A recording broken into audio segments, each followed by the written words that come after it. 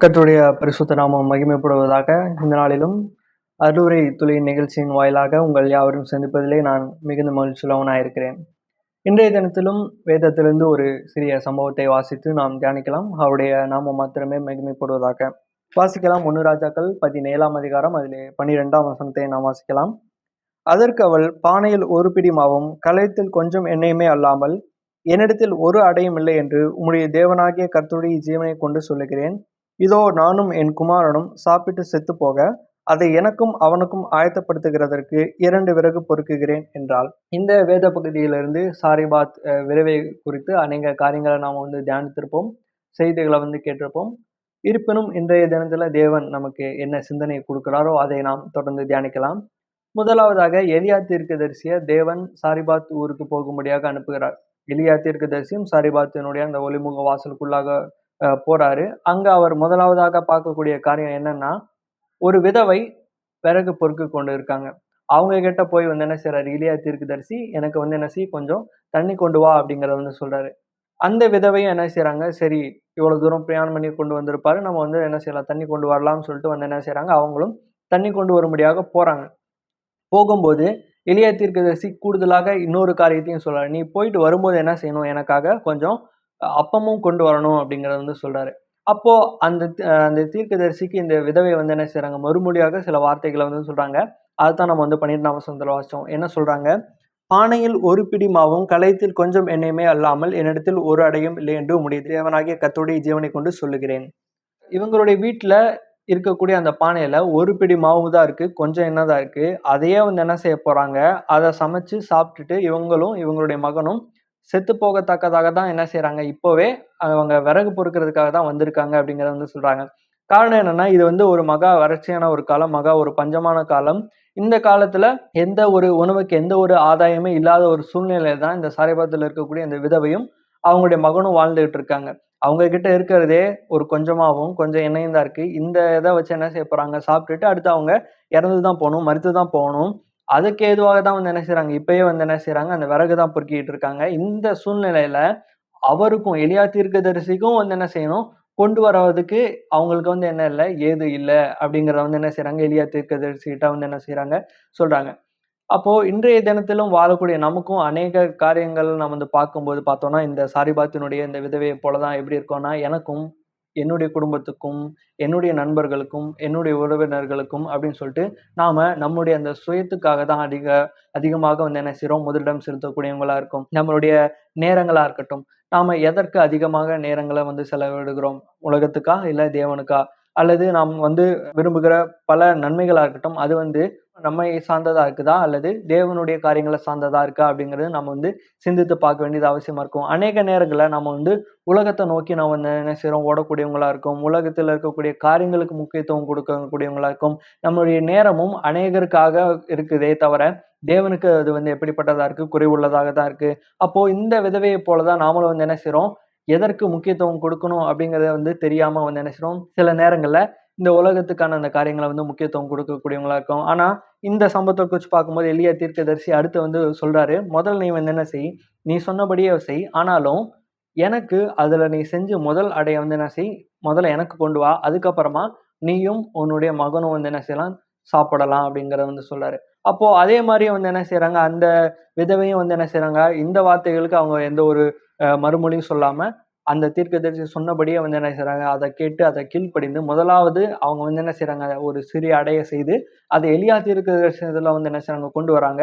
அதுக்கப்புறமா நம்ம பார்க்கிறோம், நீங்க கீழ வாசிங்கன்னா, அவங்களுடைய வீட்ல அந்த பஞ்சகாலம் முடியும் வரைக்கும், அந்த மழை பெய்யும் வரைக்குமே, அவங்களுடைய வீட்ல இருக்கக்கூடிய அந்த எண்ணெயும் மாவும் என்ன என்ன என்ன செய்யலன்னா, குறைந்து போகல அப்படின்னு நம்ம பார்க்கிறோம். அப்போ அந்த சாரிபாத்தினுடைய அந்த விதவை முதல்ல அவங்க சொல்லியிருந்தாங்க இல்லையா? எனக்கும், என்னுடைய மகனுக்கும் இவ்வளவுதான் இருக்கு. ஒரு கைப்பிடி மாவு தான் இருக்கு. கொஞ்சம் எண்ணெய் தான் இருக்கு. இதையே நாங்க என்ன செய்றோம், சாப்பிட்டு அடுத்து இறந்து தான் போனோம்.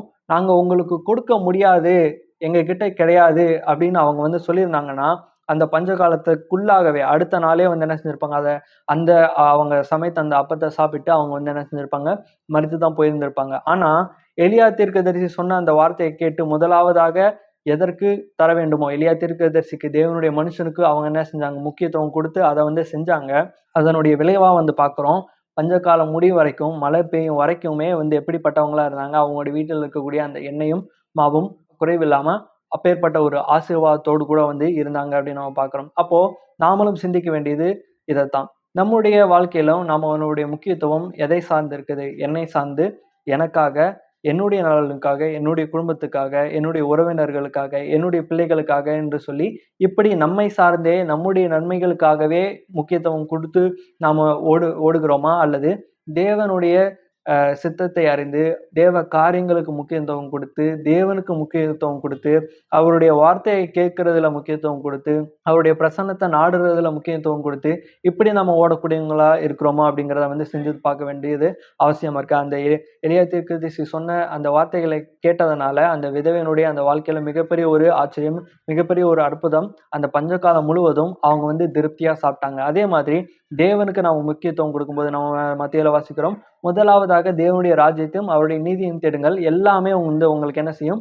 அப்புறமா வந்து என்ன செய்யும்? உங்களுக்கு கூட கொடுக்கப்படும். அப்போ முதலாவதாக நம்ம தேட வேண்டியது தேவனுடைய ராஜ்யத்த தான். அவரத்தான். அவருக்கு தான் நம்ம வந்து என்ன செய்யணும்? முக்கியத்துவம் குடுக்கக்கூடியவங்களா இருக்கணும். நாம வந்து நம்முடைய நலனுக்காக ஓடக்கூடியவங்களாக இல்லாம, நம்முடைய நலன சிந்திக்கக்கூடியவங்களா இல்லாம, தேவனுடைய காரியங்களை சிந்தித்து தேவனுக்கு முக்கியத்துவம் குடுக்கும்போது, நம்முடைய வாழ்க்கையும் ஆசீர்வாதமானதாக இருக்கும். பவுலுமே வந்து என்ன செய்றாரு? அதத்தான் சொல்றாரு. நான் வந்து என்ன செஞ்சேன்? எல்லாத்தையும் நஷ்டமென்று எண்ணினேன். குப்பையுமாக வந்து என்ன செஞ்சேன்? எண்ணினேன். இதெல்லாம் வந்து அப்பேற்பட்ட ஒரு காரியமாகத்தான் நான் வந்து பார்த்தேன் அப்படிங்கிறத சொல்றாரு. அவர் மிகப்பெரிய ஒரு ஞானி, மிகப்பெரிய ஒரு கல்விமான். அப்பேற்பட்ட அந்த காரியங்கள் அவருக்கு தெரிந்திருந்த, கற்றிருந்த எல்லா காரியங்களும் அந்த உலக பிரகாரமான காரியங்களையும் எல்லாத்தையும் நஷ்டமா பார்த்தாரு, குப்பையா பார்த்தாரு. அத விட்டுட்டு வந்து என்ன செஞ்சாரு? மேலானவைகளை தேடினாரு. தேவனுக்கு அடுத்தவைகளை வந்து தேடினாரு. தேவனுடைய காரியங்களை தேடினாரு. தேவனுக்காக பல இடங்களுக்கு வந்து என்ன செஞ்சாரு? ஊழியத்துல அதிகமா ஈடுபட்டாரு. அவர் பட்ட பாடுகள்லாம் வந்து பார்க்கும்போது அவ்வளோ கஷ்டமான கொடுமைகள் நிறைந்ததா இருக்கு. அவங்க வந்து என்ன செஞ்சாங்க? பட்டினியா இருந்தாங்க, பசியில இருந்தாங்க, வனாந்தரத்துல இருந்தாங்க, தூக்கம் இல்லாம இருந்தாங்க, நிர்வாணமா இருந்தாங்கன்னு பார்க்கிறோம். இவ்ளோ பாடுகளையும், இவ்ளோ கஷ்டங்களையும் சகித்தார். அவ்வளோ பெரிய கல்விமான். அப்பேற்பட்ட அந்த மிகப்பெரிய ஒரு அந்தஸ்துல இருக்கக்கூடியவர் எல்லாத்தையும் விட்டுட்டு வந்தார். உலக காரியங்கள் எல்லாத்தையும் விட்டுட்டு தேவனுக்காக வந்து என்ன செஞ்சார்? வந்தார். தேவனுடைய ராஜ்யத்த வந்து என்ன செஞ்சார்? தேடக்கூடியவரா இருந்தார். தேவனுடைய பணியை செய்யக்கூடியவரா இருந்தார். இப்பேற்பட்ட காரியங்கள அவர் முன்னெடுத்து செய்யும்போது அவர் வந்து மிகப்பெரிய ஒரு ஆசீர்வாதத்த வந்து பெற்றார். எப்பேற்பட்ட ஒரு ஆசீர்வாதம்? அநேக கிறிஸ்தவர்கள் அவர் மூலியமாக ரட்சிக்கப்பட்டு, சபை ஸ்தாபிக்கப்பட்டு தேவனுடைய பிள்ளைகளா மாறுனாங்க. அப்பேற்பட்ட அநேகருடைய அந்த ஆசீர்வாதத்துக்கு இவர் வந்து காரணியா இருந்தாரு. அதே போல தான் நம்முடைய வாழ்க்கையிலும் நாம வந்து எதற்கு முக்கியத்துவம் கொடுக்கக்கூடியவங்களா இருக்கோம். இந்த சரிபாத் விதவை முதல்ல சொன்னாங்கல்ல, எனக்கும் என்னுடைய மகனுக்கும் இவ்வளவுதான் இருக்கு. அத நாங்க வந்து சாப்பிட்டு செத்து போக போறோம் அப்படிங்கிறதுக்கு ஏதுவாக வந்து சொல்லியிருந்தாங்கன்னா, அவங்க வந்து என்ன செஞ்சிருப்பாங்க? கூடிய சீக்கிரத்திலே அவங்களும் மரித்திருப்பாங்க. ஆனா, அத வந்து அப்படி அவங்க வந்து செய்யல. அதே மாதிரி நம்முடைய வாழ்க்கையில நாமளும் எதை முக்கியத்துவப்படுத்துகிறோம்ங்கிறத வந்து சிந்தித்து பார்க்க வேண்டியது அவசியமா இருக்கு. ஒருவேளை உலகத்துக்கு முக்கியத்துவம் குடுக்கக்கூடியவங்களா இருந்தோம்னா, அந்த சகேயு மாதிரி தான். சகேயு வந்து என்ன செஞ்சாரு? அவருக்கு முக்கியத்துவம் குடுத்து, அவர் வந்து என்ன செஞ்சாரு? அநேக சொத்துக்கள வந்து சேர்த்தாரு. ஆனா, ஒரே நாள்ல வந்து என்ன செஞ்சாரு? மனம் மாறுனதும் எல்லாமே வந்து என்ன செஞ்சாரு? விட்டு விட்டாரு. அதே மாரி நீங்க யோபுவ குறிச்சு பார்க்கும்போது, அவரும் மிகப்பெரிய ஐஸ்வர்யவானா இருந்தாரு. ஆனாலும் ஒரு நாள்ல வந்து என்ன செஞ்சது? அந்த உலக காரியங்கள் எல்லாமே அழிந்து போனது. ஆனா, அவருடைய ஆத்துமா இருந்தது. ஏன்னா, அந்த ஆத்துமா தேவனுக்கு பிரியமா வாழக்கூடிய ஒரு ஆத்துமாவா இருந்தது. அத மட்டும் வந்து என்ன செய்யல? தேவன் வந்து சாத்தான் மூலியமா அத வந்து தொடல. ஆனா, உலக பிரகாரமான காரியங்கள் எல்லாமே அழிந்து போனது. யோபுவினுடைய சம்பவத்திலயா இருக்கட்டும், இல்ல சகேயுனுடைய சம்பவத்திலா இருக்கட்டும், எல்லாமே அழிந்து போனது. அதே மாரி நாமளும் உலகத்துக்கு முக்கியத்துவம் குடுப்போமானால், ஒரு நாள் அது வந்து என்ன செஞ்சிரும்? அது மாயையா இருக்கனால அது வந்து அழிந்து போகும். ஆனா நம்ம வந்து தேவனுடைய ராஜ்யத்துக்கு ஏதுவானவர்களை தேடும்போது, நமக்கான ஒரு ஆசீர்வாதம் இருக்குது. அந்த ஆசீர்வாதம் என்றைக்கும் அழியாததா இருக்கு. அப்பேற்பட்ட ஒரு சிந்தனையிலும் கூட இன்றைய நாளையும் கூட நாம் தொடங்குவோம். தேவனுடைய நாமம் மகிமைப்படுவதாக. ஆமென்.